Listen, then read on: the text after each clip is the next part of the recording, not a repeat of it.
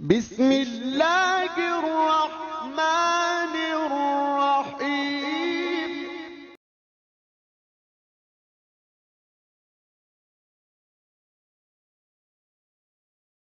غزوہ بدر میں اصحاب رسول صلی اللہ علیہ وآلہ وسلم کی جان نثاری۔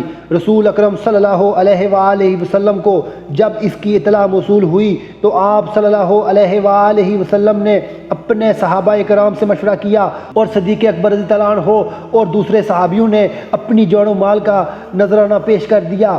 عمر بن وقاص رضی اللہ تعالیٰ عنہ اس وقت کم عمر تھے، اس لیے حضرت صلی اللہ علیہ وآلہ وسلم نے انہیں جہاد میں شرکت ہونے سے روک دیا۔ وہ رونے لگے، اس پر آپ صلی اللہ علیہ وآلہ وسلم نے اجازت فرما دی اور وہ بھی جہاد میں شریک ہو گئے۔ انصار میں سے قبیلہ خزرج کے سردار سعد بن معاذ رضی اللہ تعالیٰ نے اٹھ کر کہا کہ خدا کی قسم آپ صلی اللہ علیہ وآلہ وسلم فرمائیں تو ہم سمندر میں کود پڑے۔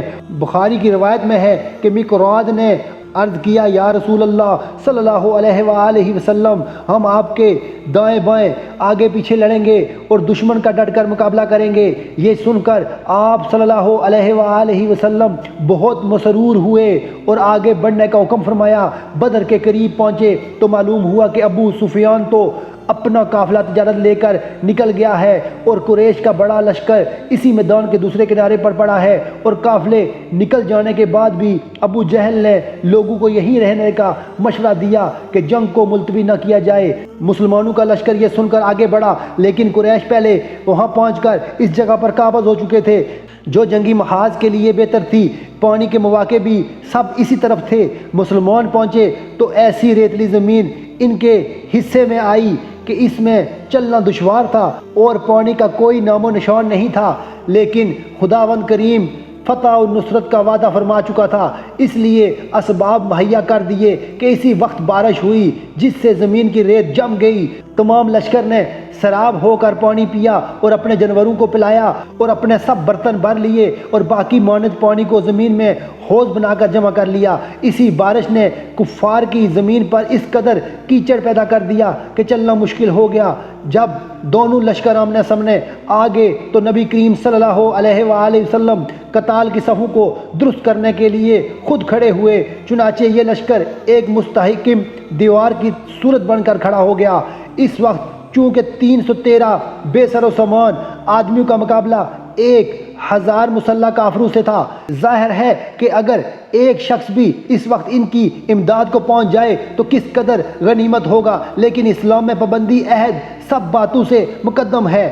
میدان کارزار میں حضرت حنیفہ اور ابو حسیل دو صحابی شرکت جہاد کے لیے پہنچتے ہیں، مگر آ کر اپنے راستے کا حوالہ بیان کرتے ہیں کہ راستے میں کفار نے روکا کہ تم محمد صلی اللہ علیہ وآلہ وسلم کی امداد کو جا رہے ہو۔ ہم نے انکار کیا اور عدم شرکت کا وعدہ کر لیا۔ جب آپ صلی اللہ علیہ وآلہ وسلم کو اس وعدے کا علم ہوا تو دونوں کو شرکت جہاد سے روک دیا اور فرمایا کہ ہم ہر حال میں وعدہ وفا کریں گے، ہمیں اللہ تعالیٰ کی امداد کافی ہے۔ اور بس الغرض صفیں درست ہو گئیں تو پہلے قریش کے 3 بہادر نکلے۔ مسلمانوں میں سے حضرت علی رضی اللہ عنہ اور حضرت حمزہ بن عبد المطلب، عبیدہ بن حارث رضی اللہ تعالیٰ عنہ نے ان کا مقابلہ کیا۔ تینوں کافر قتل ہو گئے۔ مسلمانوں میں سے صرف حضرت عبیدہ رضی اللہ تعالیٰ عنہ زخمی ہوئے۔ حضرت عبیدہ رضی اللہ عنہ نے دم توڑتے ہوئے حضرت صلی اللہ علیہ وآلہ وسلم سے پوچھا، کیا میں شہادت سے محروم رہا؟ آپ صلی اللہ علیہ وآلہ وسلم نے فرمایا، نہیں، تم شہید ہو اور میں اس پر گواہ ہوں۔ جب عبیدہ رضی اللہ تعالیٰ عنہ کی وفات ہو گئی تو خود سرکار کائنات صلی اللہ علیہ وآلہ وسلم ان کی قبر میں اترے اور اپنے دست مبارک سے دفن کیا، اور یہ امتیازی فضیلت تمام صحابہ میں سے صرف حضرت عبیدہ رضی اللہ عنہ کا حصہ تھا۔ اس کے بعد گمسان کی لڑائی شروع ہو گئی۔ ادھر میدان کارزار گرم تھا، ادھر حضرت محمد صلی اللہ علیہ وآلہ وسلم سجدے میں پڑے فتح و نصرت کی دعا مانگ رہے تھے۔ بالآخر غیبی شہادت نے آپ صلی اللہ علیہ وآلہ وسلم کو مطمئن کیا۔ چونکہ ابو جہل کی شراکت اور اسلام دشمنی سب میں مشہور تھی، اس لیے انصار میں سے حضرت معوذ رضی اللہ عنہ اور حضرت معاذ رضی اللہ عنہ دونوں بھائیوں نے عہد کیا تھا کہ جب وہ ابو جہل کو دیکھیں گے یا اسے مار دیں گے یا خود مر جائیں گے۔ اسی خیال سے دونوں بھائی اپنا عہد پورا کرنے نکلے، مگر ابو جہل کو پہچانتے نہ تھے، اس لیے عبد الرحمن بن عوف سے پوچھا کہ ابو جہل کون سا ہے؟ انہوں نے اشارہ سے بتایا، یہ بتلانا ہی تھا۔ دونوں باز کی طرح اس پر ٹوٹ پڑے۔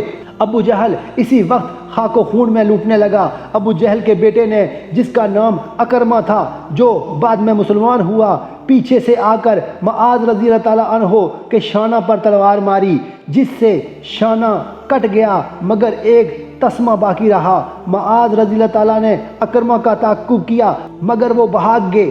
پھر معاذ رضی اللہ تعالیٰ عنہ اسی حالت میں مصروف جہاد ہو گئے، لیکن ہاتھ کے لٹکنے سے تکلیف ہوتی تھی، اس لیے ہاتھ کو نیچے دبا کر کھینچا کہ وہ تسمہ بھی الگ ہو گیا اور پھر مصروف جہاد ہو گئے۔ حضرت صلی اللہ علیہ وآلہ وسلم نے بحکم خداوندی ایک مٹھی بھر کر کنکریاں دشمن کی طرف پھینکی اور صحابہ کرام رضی اللہ تعالیٰ عنہ سے فرمایا کہ ادھر ظاہری اسباب میں صحابہ رضی اللہ تعالیٰ عنہ کی تھوڑی سی جماعت ان کی طرف بڑھی، اور ادھر خداوند عالم نے ملائکہ کی فوج مسلمانوں کی امداد کے لیے بھیج دی اور اپنا وعدہ نصرت پورا فرما دیا۔ قریش کے بڑے بڑے سردار مارے گئے اور باقی کے پاؤں اکھڑ گئے، بھاگنا شروع کیا۔ مسلمانوں نے تعقب کیا، ان میں سے بعض کو قتل اور بعض کو گرفتار کر دیا، جس میں 70 آدمی مقتول اور 70 گرفتار ہوئے۔ قریش کے بڑے بڑے سردار عتبہ، شیبہ، ابو جہل، امیہ بن خلف سب ایک ایک کر کے مارے گئے، اور ادھر مسلمانوں میں سے صرف 14 آدمی شہید ہوئے، 6 مہاجرین میں سے اور 8 انصار میں سے۔ اللہ تعالیٰ نے عظیم الشان معجزہ دکھا کر ملائکہ کو بھیج کر غزوہ بدر میں مسلمانوں کو فتح سے ہمکنار کیا۔